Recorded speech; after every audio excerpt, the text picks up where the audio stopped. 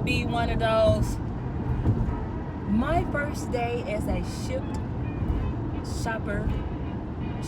delivery shopper. Okay, so no, I'm not gonna do that because I gotta talk bad real quick. So I don't want to put their name in the title of this video and then talk bad about, well, they ain't got nothing to do with their company, talking about the customer.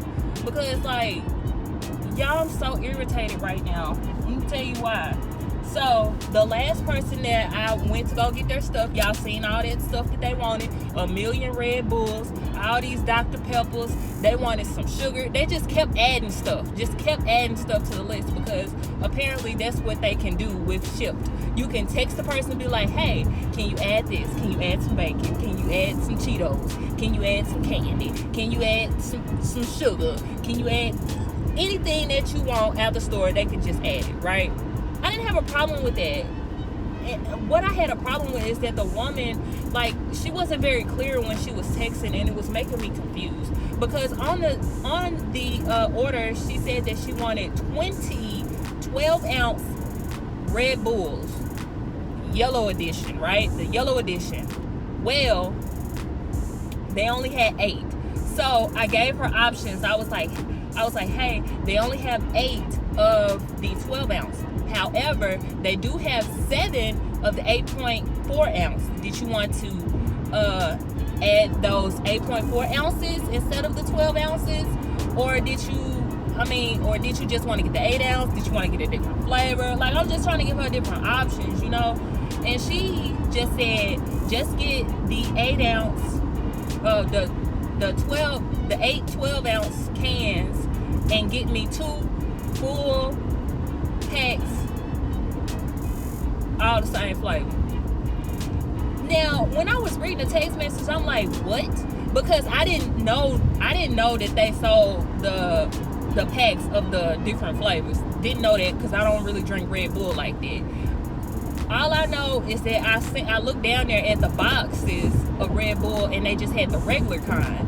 And so I texted her, I was like, just to clarify, did you want to get those 8 12-ounce cans and you wanted the two boxes of Red Bulls? See picture for details. Then she was like, no, I don't want that. I was like, oh, okay. So I kept looking around and I seen where they had the yellow cans in a box. I was like, oh, this must be what she wanted, because she didn't specify that. So I got that, and they only had 1 of those. She said she wanted 2. I was like, they only have 1 box of the cans. They only have 1 box of the cans. And she was like, that's fine. Then she was like, hey, can you add some tea? Doesn't matter. Hey, can you add some triple antibiotic ointment? Doesn't matter the brand or the size. Hey, can you add a 4-pound bag of sugar? Hey, can you add? I'm like, okay, that's fine. I can add this stuff. But that Red Bull thing just took me to the edge, y'all. It took me to the edge because, like, it seemed like she was getting irritated with me. But all I wanted to do was make sure that she get what she wanted. Because I didn't want to, like, this is her money that she's spending. This is not my money. This is her money. I just want to make sure that I was clear. We both were clear on exactly what she wanted to get. That's why I was sending pictures and I was telling her exactly what they had. And she was getting irritated with me. Then she had sent me directions to get to her place. Alright, so I followed the directions. I put it in my GPS. It took me to the building. Okay, y'all seen all those Red Bulls that she wanted. Y'all seen all the Dr. Peppers that she wanted and all that. Y'all, I get to the building. I'm like, cool. And then it said that I had to put in a code. Well, the door was already cracked open with a rock. And so I didn't know if it was a code to be put on that door or not. But y'all, I'm carrying 2 cases of Dr. Pepper. I'm carrying a bag of sugar. I'm carrying all the other stuff that she wanted. All them cans of Red Bull. I'm carrying all of that. And I'm walking in this apartment building. So I'm looking for her apartment. I'm looking. Y'all, keep in mind that I'm tired when I'm walking because I'm carrying so much stuff. Because according to the directions, it was like a straight shoot from once you got in the door. It was like boom right there. So I was like, oh, I can carry all this stuff. So I'm walking, and I finally see like a person. I see a person, and I was like, is this the building where such apartment number is? The woman sat there, y'all. That woman sat there and she stared at me for like 20 seconds with her eyes bucked like this. That's how she looked at me, with her eyes bucked. And I was like, excuse me, ma'am. I said it in the most professional way that I could, because I hate to pull the race card, but when you black, it's like that you gotta overcompensate your niceness just so people don't be scared of you. So like I said it in a nice way. I was like, excuse me, ma'am, do you know where apartment such is? And she just looked at me like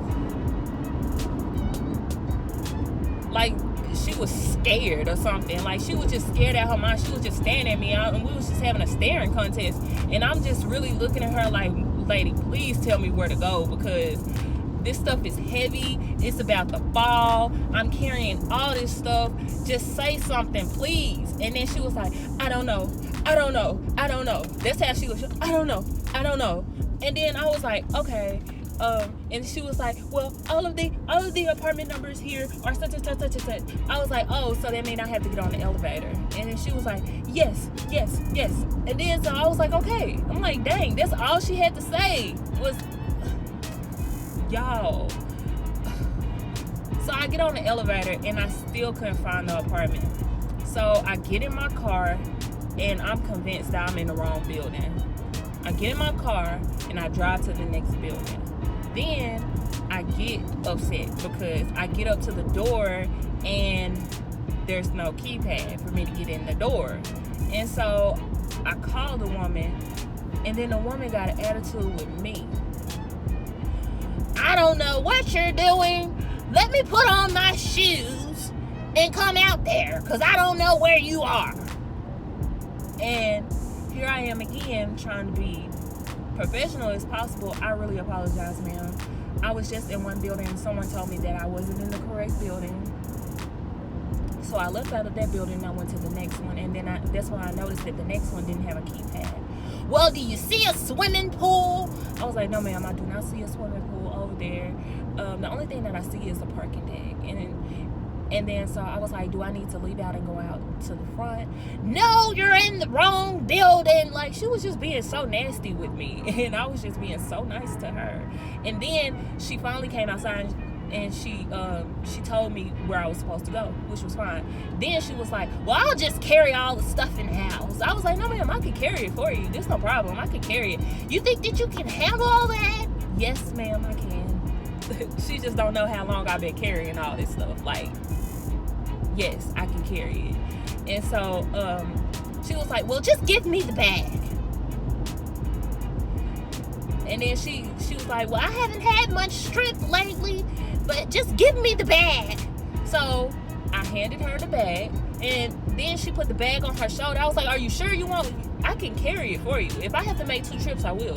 And she was like, just give me the bag. So I gave her the bag, and she put it on her shoulder. She was like, oh my God, what's in this bag? Y'all almost cussed. I almost cussed. I almost did. I almost cussed, because, lady, it's your stuff in the bag. All that 4-pound bag of sugar that you wanted, all those Red Bulls that you wanted, remember that? That's all in that bag. All of that stuff in that bag, because the only thing that I was gonna give her to carry was the bread. I was gonna carry everything. I would have made 2 trips. It didn't matter to me. I just want the stuff out of my car because I was ready to go home. I was like, ma'am, I can make 2 trips. It's not a big deal. And she was like, no, just give me the bag. And that's how she was talking to me, y'all. Just give me the bag. And then she was telling me as we was walking to the car, because like I'm still being nice, you know, laughing.